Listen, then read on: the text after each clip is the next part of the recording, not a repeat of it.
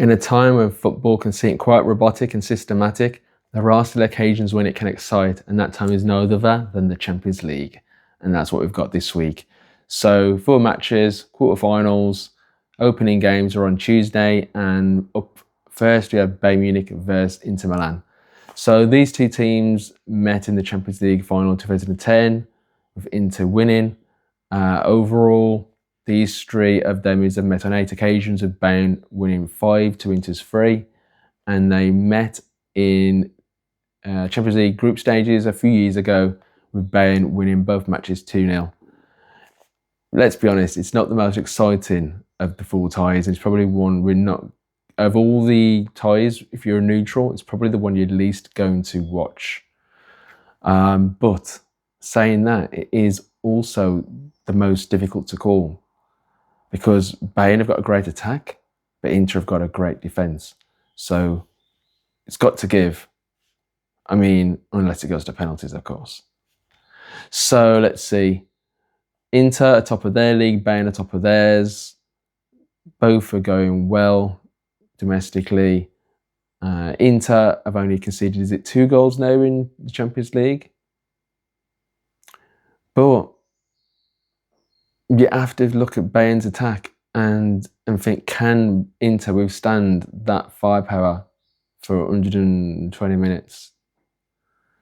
So Kane, I know, like, Inter be able to handle him, Acerbi, and you got Bastoni at the back, and you know, midfielders that pick up the attackers as well, and he's cut off his supply. But can they handle Sarnier? Can they handle the trickery of Musiala?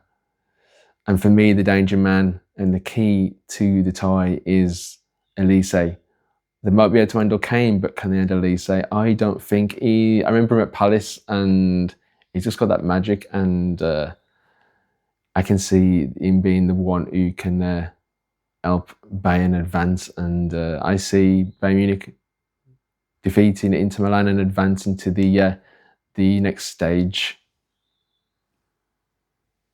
And then we've got Arsenal versus Madrid. Right, for anyone who doesn't know me, I'm English and I don't like the Premier League Big Six. If you want to know why, you can ask me, and if you're nice, I'll tell you. But Arsenal are the Big Six, and so I want them smashed. Now, they smashed PSV 9-3, which I think we all knew they'd win that. Obviously not by such a great margin, but fair play to that win. But now they're up against the team basically own the tournament, and maybe they own the refs, Atletico Madrid. But Arsenal do have a threat in Saka, who's now back, and that young kid Skelly looks good going forward, but let's see how he's defending. All right, so Madrid, Mbappe's on fire. Started off not so well, but he's really picking up. Vinicius hasn't had such a great season, but I find against English opposition, he raises his game and he does generally do well. Then you got Bellingham, who's English, and he'll want to turn it on. And if that fails, they've got the ref and VAR, let's be honest. But they do also always find a way, whether that's legally or illegally in terms of the game's rules. I can only see one winning, that's Madrid. First legs at Arsenal, and I actually could see Madrid winning 2-1 and then comfortably advancing in following the second legs a win as well. I see Mbappe scoring. I see Mbappe scoring early on.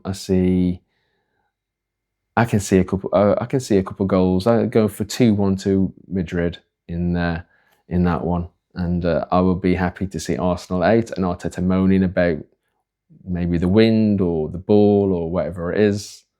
But bye-bye, Gooners. And then we've got Barcelona versus Borussia Dortmund. So Barcelona coming into this are unbeaten in 2025. At this stage, they've played 22 games and they've won 18, only dropping 4 points on 4 occasions. That is ridiculous. And then we've got Borussia Dortmund. I think they're like 10th in the league, and you can't really write them off.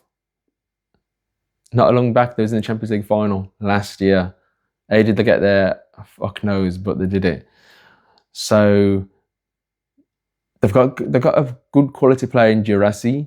I like him, but Barcelona, I think, will advance comfortably. And unless something catastrophic happens, like they lose like a few players in terms of sending off, like Gavi and maybe a couple of others go. But otherwise, I see Barcelona advancing. Plus, it's a return of Lewandowski. He was so great at Dortmund, but I just think they've got too much in attack for Dortmund, and also the offside trap.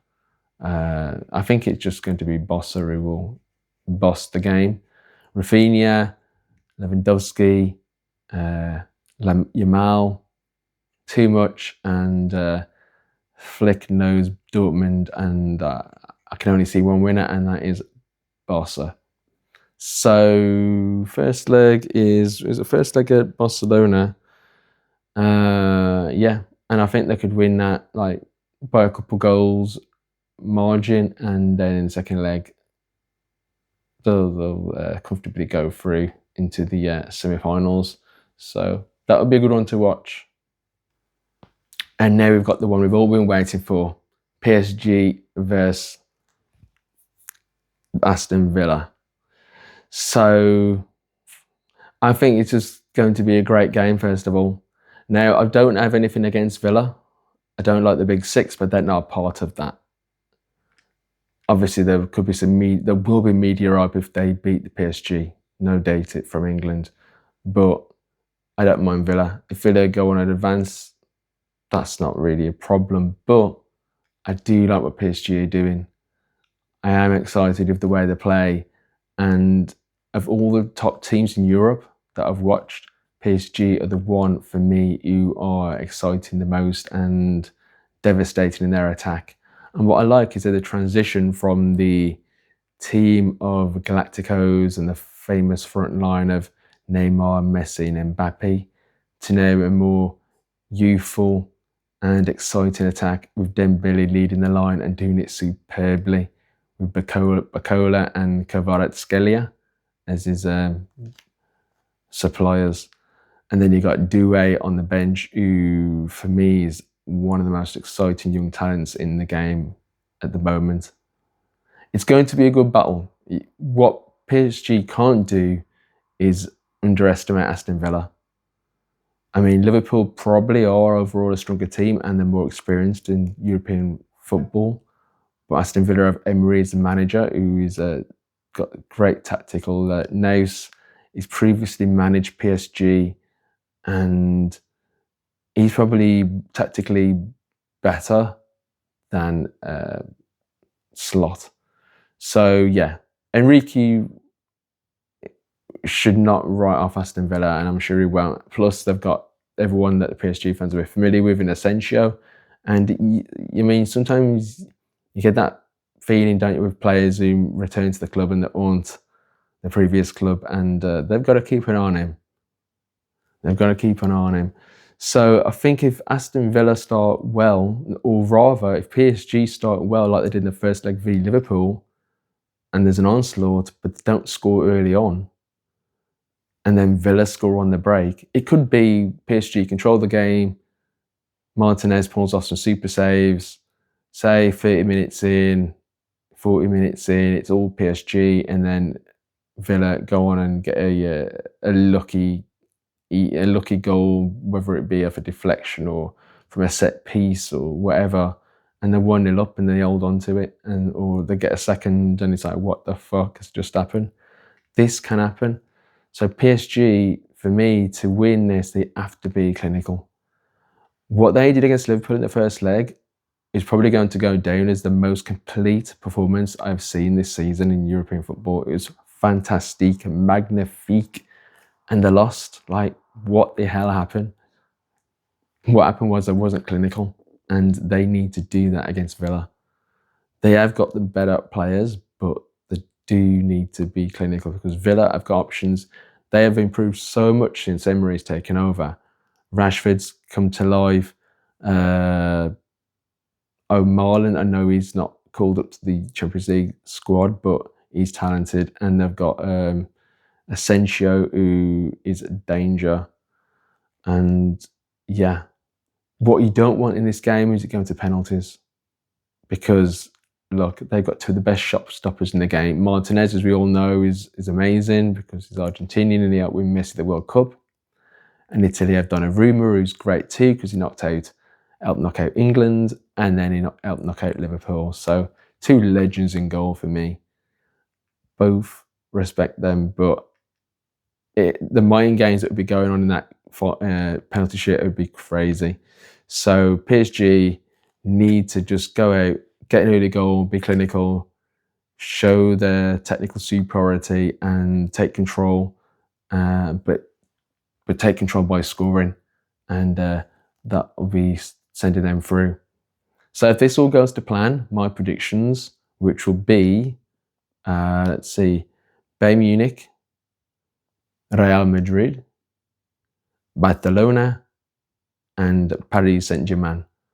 Those four would be great in the semi-finals. So we'll have ties of Bayern versus Barcelona and Real Madrid versus PSG, which are both mouth-watering ties, and I look forward to both of them. I know who I want to win, and so on. I just say PSG and Barcelona are the two teams I like most out of those four. I do like Barcelona. If anyone knows me, I'm a big admirer of Barcelona, but I do like what PSG are doing. Barca have won Champions League before, PSG have never won it. In terms of French football, it gets a lot of stick, and Marseille were the last and only team to win the European Cup. So it would be nice to see Enrique lift the Champions League of the Parisians, and that's what I'd like to see happen. But if that doesn't happen, then I'd rather it be Barcelona. But you can never write off Madrid. So enjoy the games, guys, and hope and pray that I get the predictions right, because we want those semi-final draws. All right, take care and peace out.